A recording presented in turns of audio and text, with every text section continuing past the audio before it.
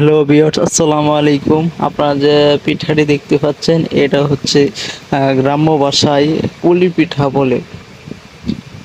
দেখেন, এটা অনেক সুন্দরভাবে ভাজা হচ্ছে তেল দিয়ে। প্রথমত এটা বানানোর জন্য দরকার হচ্ছে আলু কুচি কুচি করে কেটে, তারপরে মুরগির মাংস আছে না, মুরগির মাংস দিয়ে আলাদা করে ভেজে নিতে হয়।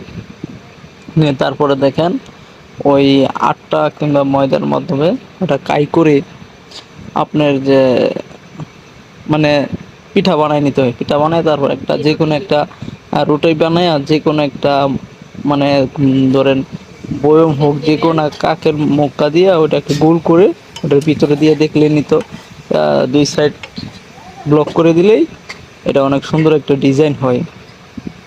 আর তারপরে এটাই যখন আর তেলে ভাজবেন তখন আর খেতে কিন্তু অসাধারণ